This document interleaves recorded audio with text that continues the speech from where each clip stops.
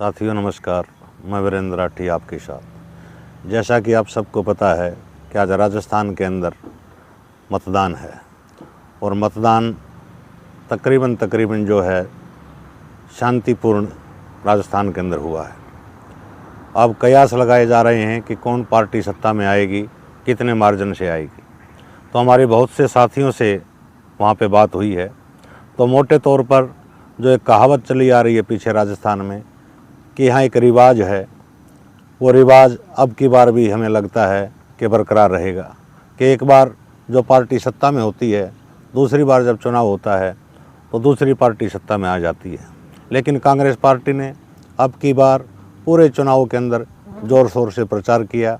उनके हौसले भी काफ़ी बुलंद थे और ऐसे कयास लगाए जा रहे थे कि अब की बार कांग्रेस पार्टी राजस्थान में सत्ता में होते हुए विपक्षी पार्टी भारतीय जनता पार्टी को कड़ी टक्कर दे रही है और ऐसा कड़ा मुकाबला देखने को भी मिला। लेकिन कुल मिलाकर के अब जो समीकरण हैं आए हैं, क्योंकि पोलिंग 5 बजे शाम को मतदान बंद हो गया है, उसके बाद समीकरण ये निकल कर के आ रहे हैं कि जो कांग्रेस पार्टी है ये मैक्सिमम जो है 75 से 80 सीटों के आसपास चुनाव जीतती हुई हमें नज़र आ रही है। जैसा कि हमारा वहाँ के लोगों से बात हुई है और जो 4 मीडिया के कभी मजबूत स्तंभ माने जाते थे उनसे भी हमने बातचीत करने का प्रयास किया, तो उनकी नज़रों में भी यही बात निकल कर के आई कि कांग्रेस पार्टी 75 से 80 सीट लेकर के राजस्थान में चुनाव जीत सकती है। लेकिन 80 सीटों में दोस्तों आपको पता है कि सत्ता के गलियारों तक कांग्रेस पार्टी का पहुंचना बहुत मुश्किल है। जहां तक भारतीय जनता पार्टी की बात है, भारतीय जनता पार्टी का जो अनुमान है, वहाँ के पत्रकारों का भी, सोशल मीडिया का भी, बाकी नागरिकों का भी, उनका अनुमान करीब 110 सीट प्लस का मान करके वो लोग चल रहे हैं।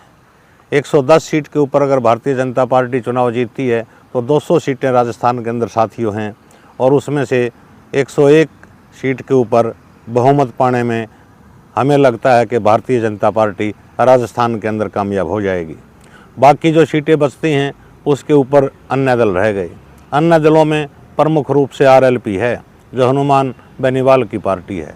पिछले विधानसभा चुनाव में हनुमान बेनीवाल ने 3 विधानसभा सीटें जीती थी और अब की बार भी उन्होंने प्रत्याशी कई जगह पे खड़े किए।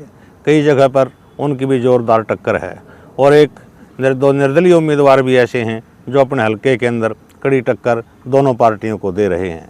एक पार्टी ऐसी भी है जो कम्युनिस्ट पार्टी है, जिसके कैंडिडेट कामरेड बलवान पूनिया हैं और कामरेड बलवान पूनिया पिछली विधानसभा के अंदर जीत करके आए थे। लेकिन अब की बार राजस्थान की जनता का ध्यान कामरेड बलवान पूनिया की सीट पर भी ज़्यादा है कि वहाँ संजीव बेनीवाल बाजी मारें या कामरेड बलवान सिंह बाजी मारें। लेकिन अंदाज़ों का दौर साथियों है और वहाँ पर कड़ा मुकाबला हमें लग रहा है कि काफ़ी कड़ी मशक्क़त के बाद अगर बलवान पूनिया वहाँ चुनाव जीत सकते हैं, ऐसी लोगों की संभावनाएं हैं। और जो अन्य पार्टियाँ जिसमें इंडिपेंडेंट भी आ गए, जिसमें आपकी आरएलपी भी आ गई, जिसमें आपकी कामरेड बलवान पूनिया भी आ गए और जैन चौधरी जी की पार्टी भी वहाँ से एक सीट पर चुनाव लड़ रही है, जिसमें बीएसपी भी आ गई। तो 110 प्लस सीटें हम मान करके चल रहे हैं भारतीय जनता पार्टी की और लास्ट जो 75 से 80 का आंकड़ा हम मान करके चल रहे हैं कि वो कांग्रेस पार्टी का है। तो उसके बाद इतना ज़रूर हो सकता है कि भारतीय जनता पार्टी जो 110 प्लस हम कह रहे हैं कि हो सकता है कि वो 5 से 7 सीटें या 8 सीटें वो ज़्यादा भी निकाल सकती है और 5-4 सीटों का इधर उधर कांग्रेस पार्टी के परिणाम में भी हो सकता है। तो बाकी स्पष्ट बहुमत भारतीय जनता पार्टी का साथियों हमें राजस्थान के अंदर आता हुआ दिखाई दे रहा है।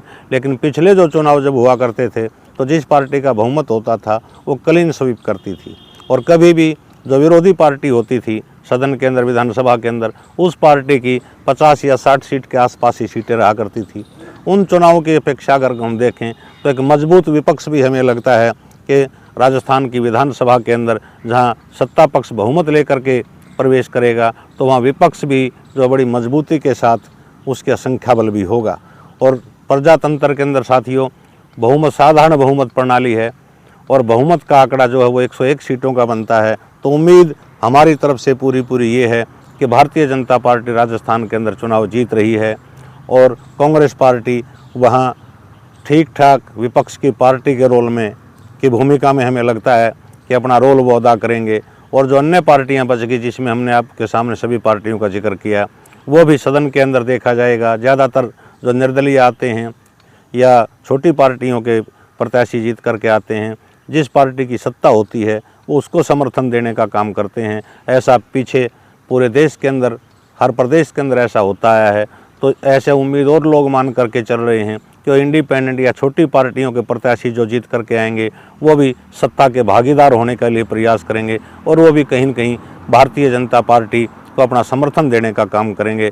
तो साथियों, आगे फिर हम कभी छत्तीसगढ़ के, मध्य प्रदेश के ऊपर और छत्तीसगढ़ के ऊपर हम आगे किसी वीडियो में आपसे जिक्र करेंगे। अगर आपको हमारी वीडियो पसंद आती है तो इसको लाइक करो, शेयर करो और कमेंट के माध्यम से हमें अपनी जानकारी दो कि आपको वीडियो कैसी लगी। आपका बहुत बहुत धन्यवाद।